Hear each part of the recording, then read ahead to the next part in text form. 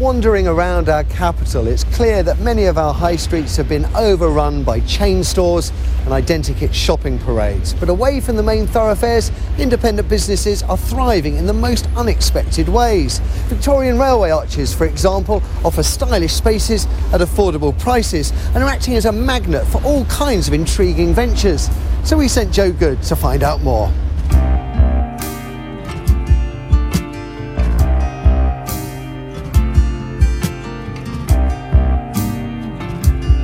To make travelling by train possible through the centre of an already teeming capital, the Victorians built long strips of low viaducts which created a phalanx of arches. There are 10,000 railway arches in London today. They were once used in heavy industry, but with the loss of industrialisation, many of them became derelict and wasted as brownfield sites. At their very best, you might find the odd mechanic using one. But things are changing. People have realised that these make ideal small factories, shops, or even places for entertainment that we used to find on our high streets. Here in Bermondsey, underneath the main line from the South Coast to London Bridge, tasty cheese that would usually need to be carried in from rural parts is now being produced right here. For cheese, it's good because the temperature stays pretty even. So the bricks hold the temperature, so it stays cool in the summer, and the bricks hold the heat a bit in the winter, so it stays just right for cheese. I love hearing the trains going above, full of commuters, and I'm imagining they're going from Brighton to London Bridge. And it would be strange, I guess, for them to see actually there's someone underneath making cheese, which is unusual. Ideally, I would be on the mountaintop making cheese, but I've kind of brought a homestead or a small-scale production that would be happening in the Alps, which in a similar room you'd be in the same situation, so I've got the same equipment, so it feels like I'm on a small farm. I can look out into the street and be doing something that's usually done on a mountain, so that's, there goes another train, yeah. So.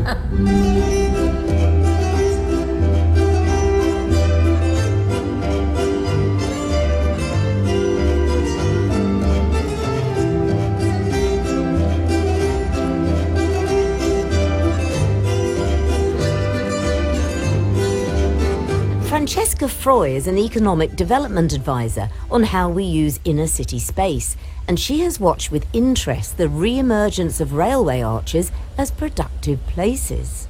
I reckon every city needs a hierarchy of different commercial spaces, workspaces, right from really small spaces for small firms up to much bigger spaces for well-established firms. And in London's really lucky to have these railway arches as a part of the mix, because they support small startups, particularly producers, wholesalers, retailers, and it brings kind of production right into the heart of the city. Bermondsey now has a variety of fine food producers in its railway arches. They're all quite trendy, but over in Brixton there's an arch inhabited en masse by its inner city community.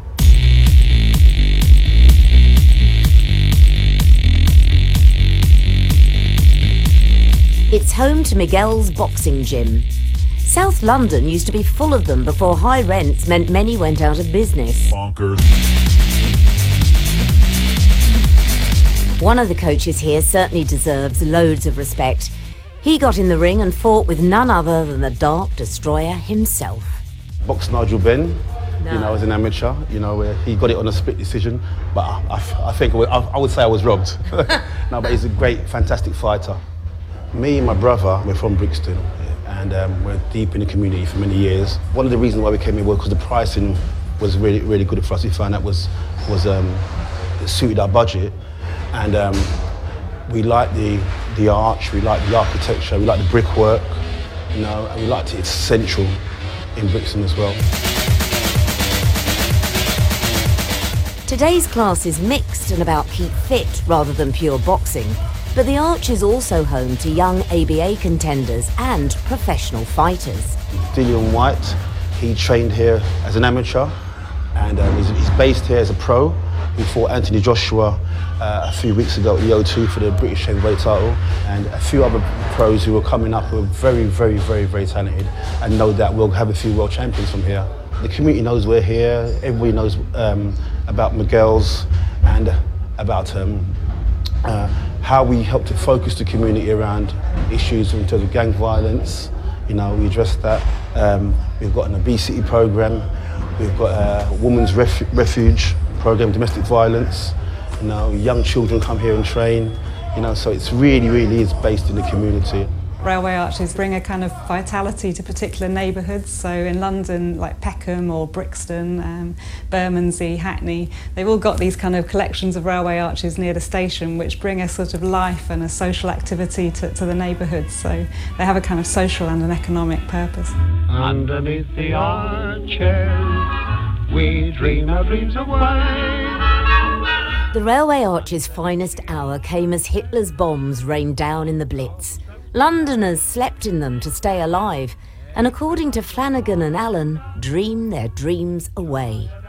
But right next door to the boxing gym, one has been turned into an emporium of Technicolor Dreams. This little beauty has to be one of the most unusual cinemas in the world, but with a fairly unique soundtrack.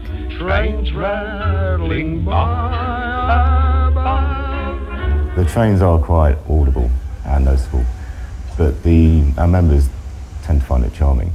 It is quite funny how often or how many films do have shots of trains in, and how regularly a train does travel overhead as the train is on screen.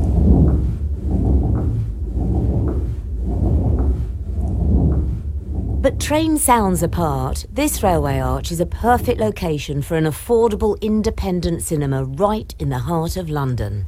I wanted to create a different cinema experience, something different for the high street chains, something that was affordable. The space was available, it was a derelict railway arch, much cheaper than commercial properties available at the time. We certainly couldn't have afforded to set up a small independent cinema in a commercial property. It has only evolved, or we've only been able to do it because it is based in a railway arch, and the rent is considerably cheaper than a commercial property.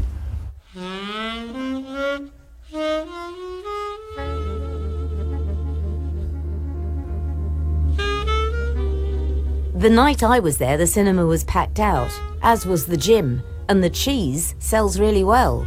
So with their success, is there a danger that businesses like these could be priced out of the railway arches as well as the high streets in the future? In the past particularly, they've always been kind of spaces that are accessible, and that's changing a bit now. People see that the local firms that have been there for years and years are suddenly going to be sort of pushed out by rising rents, and I think it does cause a natural anxiety that the local ecosystem of firms is going to be changed by outside people coming in.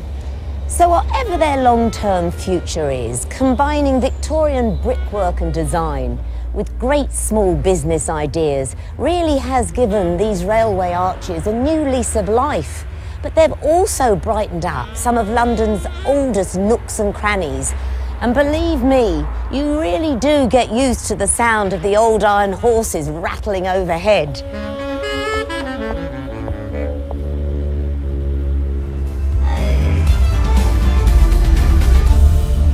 Joe Good there, reporting from underneath the arches.